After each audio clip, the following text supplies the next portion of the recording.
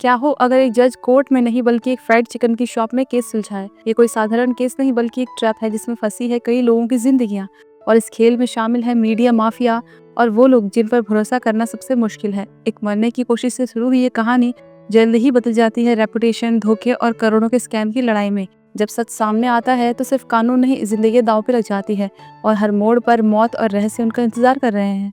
ये सिर्फ एक ड्रामा नहीं है, यह है जस्टिस, फ्रॉड और जिंदा बचने की जंग की कहानी। तो स्वागत है उस सफर में जहां मीडिएटर ही बन जाता है सबसे बड़ा खिलाड़ी। कहानी की शुरुआत में हम शिन नाम के एक आदमी को देखते हैं। वो काम पर जा रहा था तो देखता है कि कुछ लोग चिल्लाते हुए एक बिल्डिंग की तरफ जा रहे थे। वहां जाता है तो पता चलता है कि उस बिल्डिंग का एक किराएदार सुसाइड करने की धमकी दे रहा था। वो अपने ऊपर पेट्रोल डाल रहा था और बाकियों को भी डरा रहा था। असल में उसके घर में 3 बार चोरी हो चुकी थी, इसलिए वो बहुत तंग आ गया था और उसे ये कदम उठाना पड़ रहा था।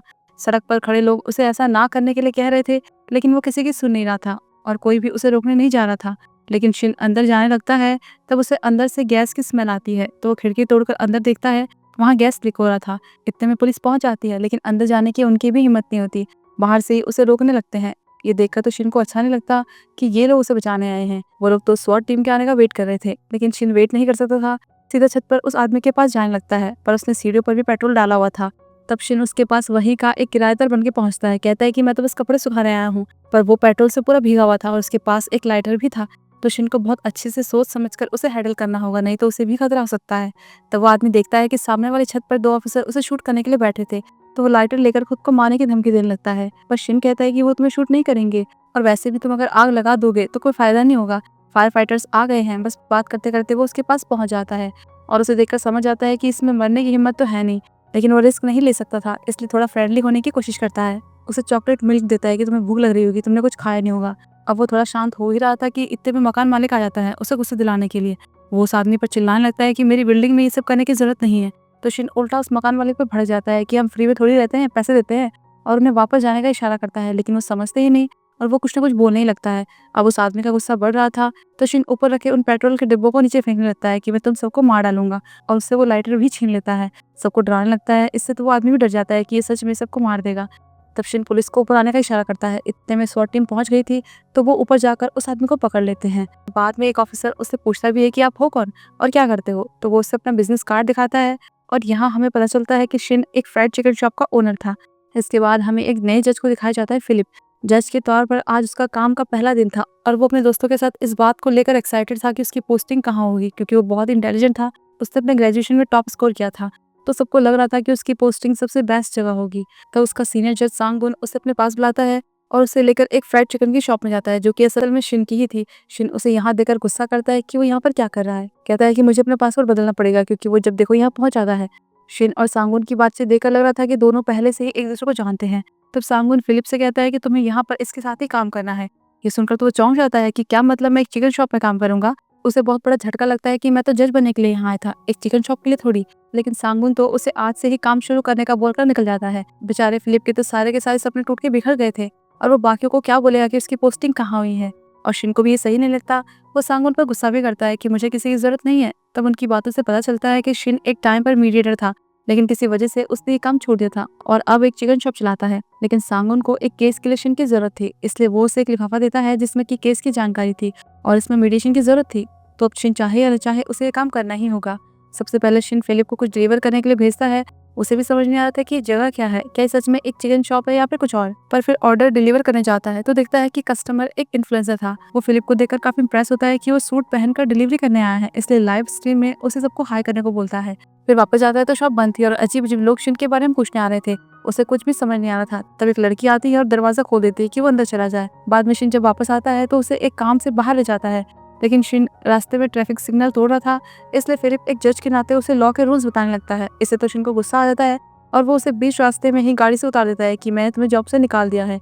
बेचारा एक तो उसकी पसंद की जॉब नहीं, ऊपर से 2 घंटे में ही वो फायर हो गया। वहीं शिन उस केस के लिए एक जगह आता है।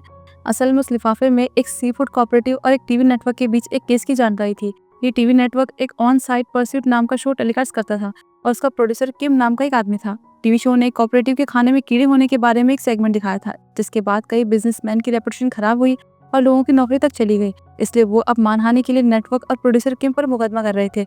तो शिन उसी बारे में बात करने के लिए प्रोड्यूसर किम से मिलता है और उन्हें बताता है कि जज चाहते हैं कि वो इस मामले में मीडिएशन करे, लेकिन किम को तो मीडिएशन में कोई इंटरेस्ट था ही नहीं। और वो उसे ये कह देता है कि इस बारे में अब मेरे लॉयर से ही बात करना।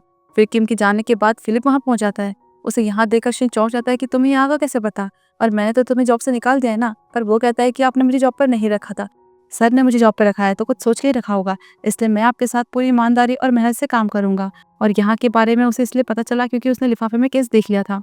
फिर दोनों सॉल्टेड सी फूड मार्केट पहुंचते हैं, जहाँ पर शिन उन दुकानदारों के एक ग्रुप से बात करता है जिनकी नौकरी चली गई थी। शो के आने के बाद से उन्हें अपनी दुकानें बंद करनी पड़ी।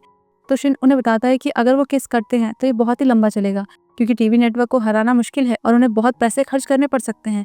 इसलिए सही यही रहेगा कि वो सेटलमेंट कर ले। लेकिन एक बूढ़ी औरत बहुत ज्यादा गुस्से में थी, क्योंकि शो के टेलीकास्ट के बाद से लोग उनके खाने के लिए ये कह रहे थे कि ये तो कुत्तों के खाने के लायक भी नहीं है, जबकि हमेशा उन्होंने खाने की क्वालिटी पर ध्यान दिया था, अपने से ज्यादा लोगों की सोची थी। इसलिए उन्हें टीवी नेटवर्क की तरफ से पब्लिक अपॉलॉजी चाहिए थी, लेकिन ऐसा होना मुश्किल था, पर वो अपनी बात पर अड़ी हुई थी। फिर वहां से निकलते हुए शिन एक खाली दुकान पर गैंगचुन रियल एस्टेट का एक नोटिस और कार्ड देता है। वो और फिलिप बायर बनकर उसी रियल एस्टेट ऑफिस पहुंचते हैं तो उन्हें पता चलता है कि उस बूढ़ी औरत की दुकान को छोड़कर बाकी सारी दुकानें बिक चुकी हैं। वो तो उसे पैसों का लालच देते हैं कि कैसे भी करके हमें वो दुकान चाहिए, लेकिन वो कहता है कि उसके लिए उसके पास एक कस्टमर है और उसने पहले ही उससे बात कर ली है। अब ये बड़ी अजीब बात थी कि जिस एरिया में ना कोई कस्टमर ना कोई बिजनेस बचा हो, वो सारी शॉप कौन खरीद रहा होगा। बाहर जाकर जब ये दोनों इस बारे में बातें कर रहे थे तो वही रियल एस्टेट का मालिक इन दोनों की फोटो लेता है और किसी को भेज देता है। और वहाँ मार्केट में देखते हैं कि वो बूढ़ी औरत अपने पोते को फोन पर किसी से बात करते हुए सुन लेती है कि उसने ही खाने में कीड़े डाले थे, लेकिन उसने बस अपनी दादी की दुकान बेचने के लिए ऐसा किया था, पर सबका काम बर्बाद हो गया। उधर शिन और फिलिप शाम की शिफ्ट के लिए चिकन की शॉप पर वापस आते हैं तो देखते हैं कि अचानक से बहुत सारे ऑर्डर आने लग गए थे, क्योंकि उस लाइव स्ट्रीम में फिलिप की वजह से वो वायरल हो गई थी। इसीलिए लोग फिलिप को देखने के लिए ऑर्डर कर रहे थे, पर डिलीवरी तो एक लड़की कर रही थी। इससे वो अपसेट हो जाते हैं। नेक्स्ट शिन को देखते हैं, वो प्लेयर किम नाम के एक आदमी से मिलता है जो कि एक हैकर है। शिन ने कुछ साल पहले उसकी हेल्प की थी, इसलिए वो अब उससे गैंगचुन रियल एस्टेट के बारे में इंफॉर्मेशन पता करने के लिए कहता है।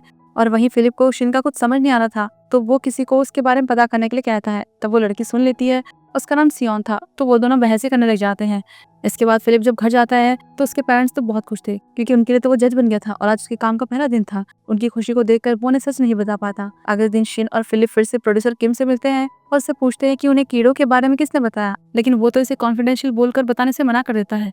तो फिलिप कहता है कि वैसे भी उन्हें कोर्ट में ये बताना ही पड़ेगा। तो वो कहता है कि तुम मुझे डरा रहे हो। शिन कहता है नहीं, हम तो बस नेगोशिएशन चाहते हैं। कि तभी शिन को एक कॉल आती है और पता चलता है कि उस बूढ़ी औरत ने मरने की कोशिश की थी, लेकिन वो बच गई और अब शिन से मिलना चाहती है।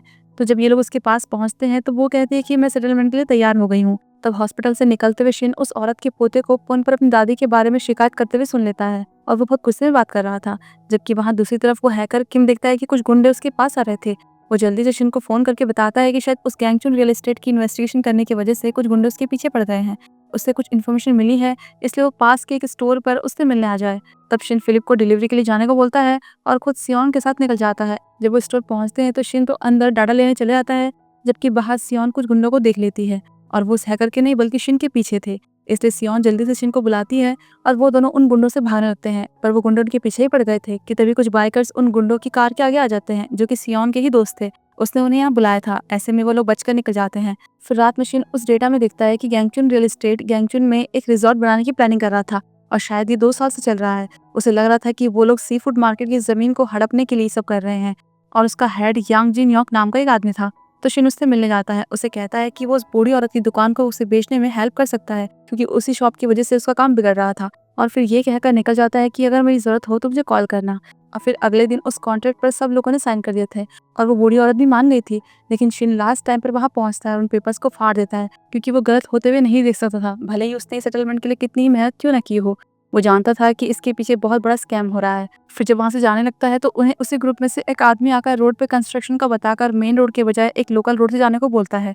तो वो लोग वहीं से जाते हैं, लेकिन पता चलता है कि ये एक ट्रैप था, क्योंकि रेलवे ट्रैक में पहुंचते भी आगे और पीछे दोनों साइड से 2 ट्रक उन्हें ट्रैक में फंसा रहे थे। दरवाजा भी लॉक हो गया था और ट्रेन भी आ रही थी, पर वो टकराने से जस्ट पहले ही खिड़की तोड़कर बाहर निकल जाते हैं। और यहीं पर ये एपिसोड खत्म होता है। अगर आपको ये स्टोरी अच्छी लगी हो, ये ड्रामा पसंद आ रहा हो और इसके आगे का भी एक्सप्लेनेशन चाहते हो तो मुझे कमेंट करके जरूर बताना।